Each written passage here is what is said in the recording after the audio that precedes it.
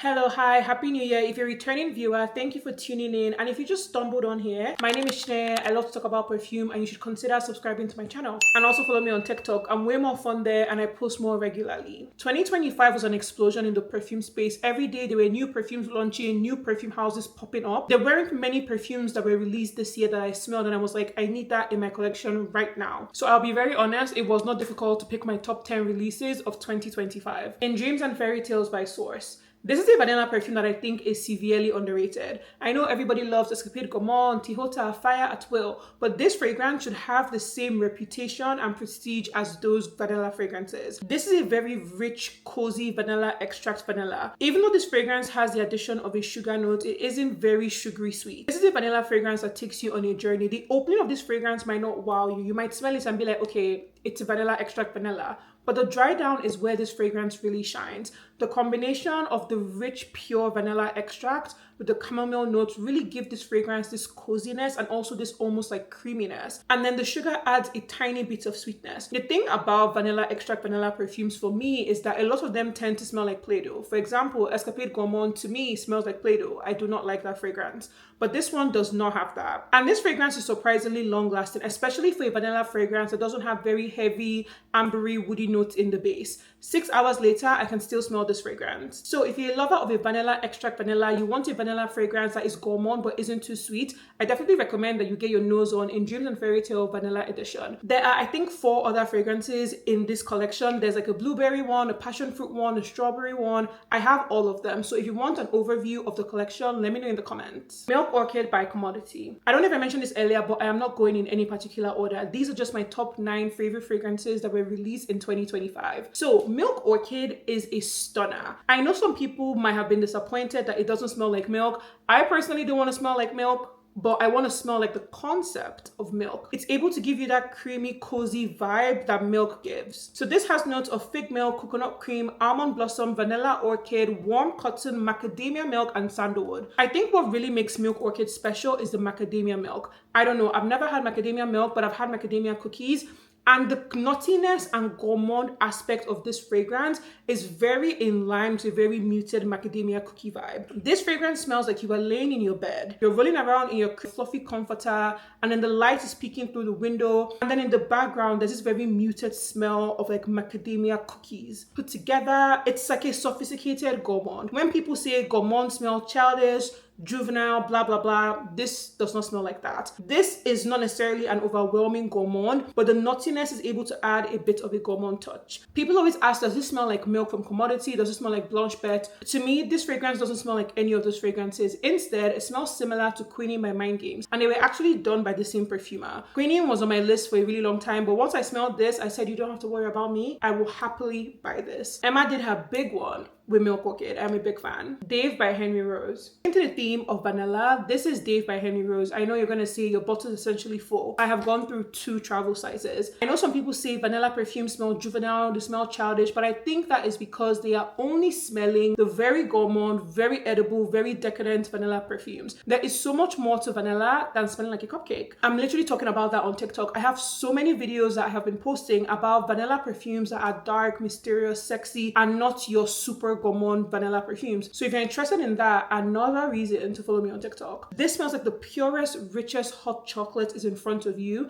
and then you add a dollop of like a vanilla chantilly cream to your hot chocolate. The vanilla in here is rich, but it isn't overwhelmingly sweet, and then the chocolate in here isn't a very dark, bitter chocolate. It's a very airy kind of chocolate. And then the addition of the lavender notes in this fragrance gives the fragrance this aromatic, very airy vibe, and that is why I say it's a very chic, sophisticated vanilla. This is a vanilla fragrance that smells great as a perfume, but would also smell fantastic as a home fragrance. This is like a hotel lobby chic kind of vanilla. It's so good, it's so put together, and it has a little bit of character from the cacao and the lavender. If you have not tried this fragrance, definitely go to Sephora and give it a sniff. In my opinion, Dave's one of the best perfumes that was released at Sephora in 2025. I don't know if you heard about the fragrance house Keher. It's a new house, and in 2025, they released a fragrance called Beirut Baklava. Granted, I haven't tried every single pistachio fragrance, but I am very content ending my search for the perfect pistachio fragrance right here. Looking at the notes, this has orange blossom, cardamom, vanilla, baklava, pistachio, whipped cream, heliotrope, vanilla honey, tonka bean, leather, and white musk. Honestly, I couldn't tell that there was any leather in this fragrance. So if you're someone that doesn't like leather, you don't have anything to be afraid of. What really stands out to me in this fragrance is the vanilla, the nutty creaminess from the pistachio, and the tiny bit of spices from the cardamom. If you're someone that has stayed away from spicy fragrances, maybe things like angel share, you think that cinnamon is too overwhelming a spice,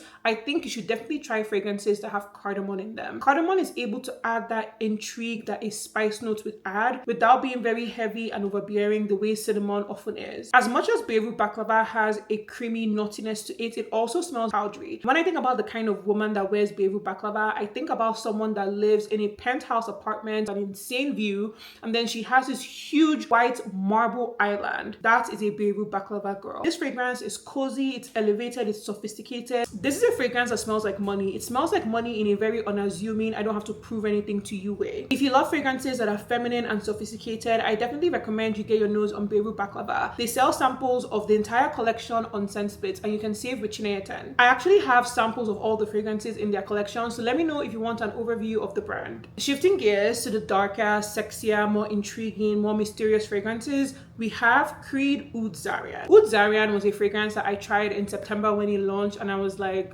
I need that. How can I acquire that? It is a stunning fragrance, and that means a lot coming from me because Creed fragrances are very expensive, and in general I don't think their fragrances are worth the asking price. But this one, I was ready to swipe my card when I smelled it. This is such a deep, rich, like wealthy, opulent smell, but you have to be a lover of oud to enjoy this. This fragrance is for the people that love an obnoxious scent bubble. You want people to smell you before they see you? Wear Oud Zarian by Creed. It's spices, it's frankincense, it's ginger, licorice, myrrh, tonka, oud, and patchouli. I like how the spices are combined with ginger to give it a little bit of a fresh vibe. This fragrance doesn't smell fresh, it doesn't smell aquatic, doesn't smell citrusy, but the ginger stops the fragrance from smelling heavy and dark the entire time. The way that the myrrh and frankincense are done in this fragrance, chef's kiss. The reason I say that is that myrrh as a note sometimes to me can smell dusty, and I don't know, sometimes it doesn't work well with my nose and with my skin chemistry, but the way the myrrh is done here, I'm a big fan. There's a rose note, but I wouldn't call this fragrance a rose fragrance, and the tonka bean is able to add a tiny bit of sweetness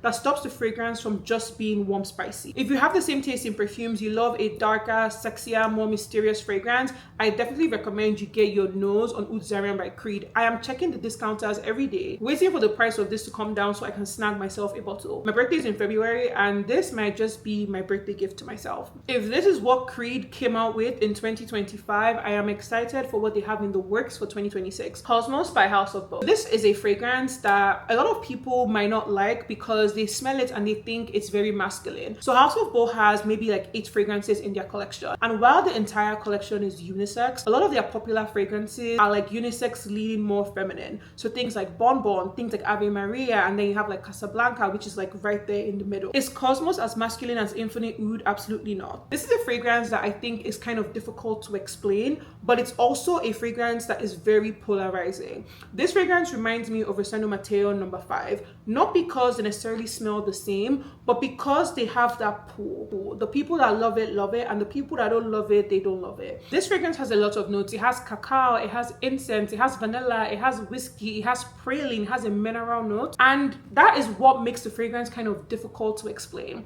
When you smell it, it does have a little bit of that metallic vibe, but not metallic in a sterile hospital way, metallic in a molten lava kind of way, which makes no sense, I know, because you don't know what molten lava smells like, but just imagine, stay with me, okay? And then the praline in this fragrance is able to add a little bit of a gourmand touch, and that is what keeps the fragrance from smelling all the way masculine. The praline in here works really, really well in combination with the cacao and the incense. When I smell this fragrance, what really stands out to me is the incense. The incense in here isn't a very heavy, dark, churchy incense, no. It's incense in an airy, almost like sweetened way. I like the way the cacao is done here. It's not a very heavy, bitter like chocolate. It's more like cacao powder. And then the oud in here is very smooth. It's not a very animalic oud. It's a very beginner friendly oud. I have been wearing this fragrance religiously since I got it, and this fragrance lasts and lasts and lasts on your clothes. Velvet Vendetta by Sarah Baker. Sarah Baker is primarily known for Peaches Revenge, and Peaches Revenge is a fruity gourmand kind of fragrance. So I feel like some people think that is their entire brand, but they do dark, intriguing fragrances really well. I got to smell Velvet Vendetta at Scent Explore and I was blown away. I have owned this fragrance for barely 1 month.